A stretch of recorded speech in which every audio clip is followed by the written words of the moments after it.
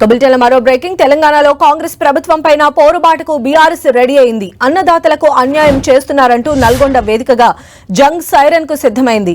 అసంపూర్తి రుణమాఫీ, కోతల రైతు భరోసాలతో పాటు బోనస్ ఎగవేత అంశాలపై రైతుల పక్షాన ప్రభుత్వాన్ని నిలదీసేందుకు క్లాక్ టవర్ వేదికగా ఇవాళ మహాధర్నాకు పిలుపునిచ్చింది. ఈ నిరసనకు బీఆర్ఎస్ వర్కింగ్ ప్రెసిడెంట్ కేటీఆర్ ముఖ్య అతిథిగా హాజరు కానున్నారు. హైకోర్టు ఆదేశాల మేరకు ఇవాళ ఉదయం 11 గంటల నుంచి మధ్యాహ్నం 2 గంటల వరకు మహాధర్నా నిర్వహించనుంది బీఆర్ఎస్. ఈ ధర్నాకు రైతులు భారీగా తరలివచ్చే అవకాశం ఉండడంతో దానికి అనుగుణంగా బీఆర్ఎస్ నేతలు ఏర్పాట్లు చేశారు. కాంగ్రెస్ ప్రభుత్వ తీరుపైన బీఆర్ఎస్ నేతలు తీవ్రంగా మండిపడుతున్నారు. పంటల కొనుగోళ్లపై, బోనస్ డబ్బుల ఎగవేతపై, రైతు భరోసా ఎగనామంపైన, పలుమార్లు కరెంటు కోతలపై, ఎరువుల కొరతపైన ప్రభుత్వాన్ని నిలదీస్తూ ఉన్నారు.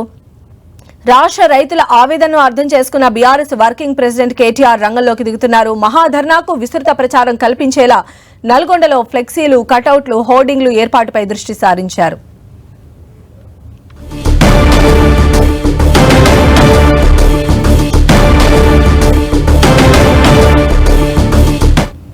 ఇక బీఆర్ఎస్ ఆధ్వర్యంలో ఈ రోజు నిర్వహించబోతున్న మహాధర్నాకు సంబంధించిన లేటెస్ట్ ఇన్ఫర్మేషన్ మా ప్రతినిధి చంద్రశేఖర్ మనకు అందిస్తారు. చంద్రశేఖర్.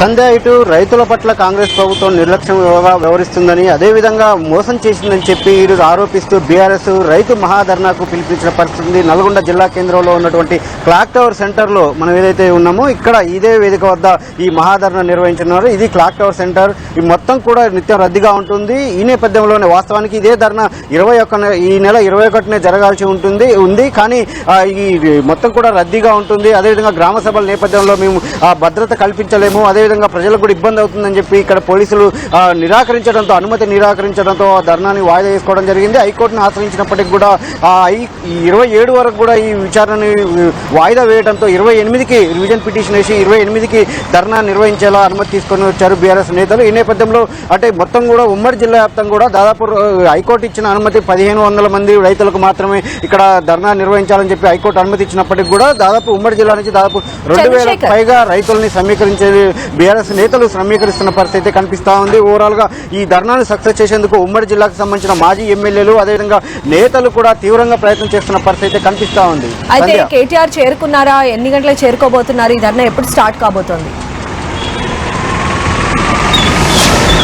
సంధ్య, అంటే హైకోర్టు ఇచ్చిన అనుమతి ప్రకారం ఉదయం 11 గంటల నుంచి మధ్యాహ్నం 2 గంటల వరకు, అది కూడా ఒకవైపు మాత్రమే ఈ ధర్నా నిర్వహించాలని చెప్పి అయితే హైకోర్టు అనుమతి ఇచ్చింది. అయితే మనకు అందుకున్న సమాచారం ప్రకారం ఇక్కడ అంటే 11:30కి కేటీఆర్ చేరుకుంటారు. 12 గంటలకి ధర్నా ప్రారంభమవుతుందని చెప్పి అయితే ఇక్కడ బీఆర్ఎస్ నేతలు చెప్తా ఉన్నారు. ఆ మేరకు ఇప్పటికి నియోజకవర్గ వ్యాప్తంగా, అదేవిధంగా పట్టణ వ్యాప్తంగా కూడా భారీ సమీకరణ స్థానిక మాజీ శాసనసభ్యులు కంచెల భూపాల్ రెడ్డి ఆధ్వర్యంలో, అదేవిధంగా జిల్లా మాజీ మంత్రి, అదేవిధంగా సూర్యాపేట ఎమ్మెల్యే జగదీష్ రెడ్డి ఆధ్వర్యంలో భారీగా సమీకరణ అయితే జరుగుతూ ఉంది. ఇప్పటికే అంటే ఒకసారి ఇటు స్థానిక పోలీసులు అనుమతి నిరాకరించడం, అదేవిధంగా ఈ హైకోర్టుకు వెళ్లి పర్మిషన్ తెచ్చుకున్న నేపథ్యంలో ఈ మహాధర్నాను బీఆర్ఎస్ చాలా ప్రతిష్టాత్మకంగా తీసుకుందని చెప్పవచ్చు. అంటే ఇప్పటివరకు కూడా రైతు సమస్యలపైన వివిధ జిల్లాల్లో జరిగినప్పటికీ కూడా వాటన్నిటికంటే భిన్నంగా కూడా వాటన్నిటికంటే ప్రముఖంగా ఈ ధర్నా ఉండేలా ఈరోజు ఇటు రైతుల పట్ల కాంగ్రెస్ ప్రభుత్వం వ్యతిరేక వైఖరి అనుసరిస్తుంది.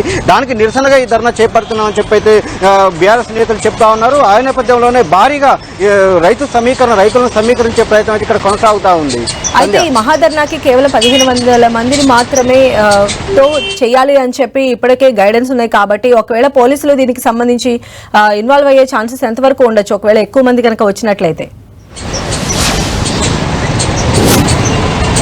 అంటే టెక్నికల్ గా హైకోర్టు అనుమతి ఇచ్చిన ప్రకారం 1500 మందికి మాత్రమే అనుమతి ఏర్పాటు చేయాలి. అదేవిధంగా అక్కడ ఉన్నటువంటి షరతులతో అంటే టైం కావచ్చు, లేకపోతే అక్కడ కొన్ని నియమ నిబంధనలు అనేది హైకోర్టు విధించిన పరిస్థితి ఉంది. అయినప్పటికీ కూడా ఇక్కడ అంటే టెక్నికల్ గా 1500 మందికి మాత్రమే బీఆర్ఎస్ నేతలు ఇక్కడ ఏర్పాటు చేస్తున్నప్పటికీ కూడా వివిధ అంటే చాలా ఎక్కువ మంది వచ్చినప్పుడు వాళ్ళందరూ కూడా పక్కగా వైపు ఉంటారు. కాబట్టి మేము ఇక్కడ 1500 మందికి మాత్రమే ఏర్పాటు చేశాం, కాబట్టి స్వచ్ఛందంగా వచ్చారని చెప్పి బీఆర్ఎస్ నేతలు చెప్పుకునే అవకాశం ఉంటుంది. అంటే టెక్నికల్ గా ఇటు హైకోర్టు నిబంధనలు ఎక్కడ కూడా ఉల్లంఘించినట్టు కాదు. అయినప్పటికీ కూడా ఒకవేళ 1500 దాటి వస్తే మాత్రం ఇక్కడ అంటే ట్రాఫిక్ ఇబ్బంది అయ్యి లేకపోతే ఇక్కడ మూవ్మెంట్ కి ఏమైనా ఇబ్బంది అంటే హైకోర్టు ఇచ్చిన అనుమతిలో ట్రాఫిక్ కూడా ఎక్కడ కూడా ఇబ్బంది కలిగించొద్దు, ఇది ప్రధాన కూడలి కాబట్టి అని చెప్పి కూడా హైకోర్టు ఇచ్చిన ఒక నిబంధనలో ఉంది. కానీ అక్కడ ఒకవేళ ఇబ్బంది అయితే మాత్రం ఒకవేళ ధర్నా ముగిసిన తర్వాత ఈ హైకోర్టు నిబంధనలు ఉల్లంఘించారని చెప్పి ఒక కేసు నమోదు చేసే అవకాశం ఉంటుంది. కానీ ముందు ధర్నా జరుగుతున్న సమయంలో కానీ జనాలు ఎక్కువ వచ్చిన సమయంలో అంటే ప్రజలు ఎక్కువ వచ్చిన సమయంలో కానీ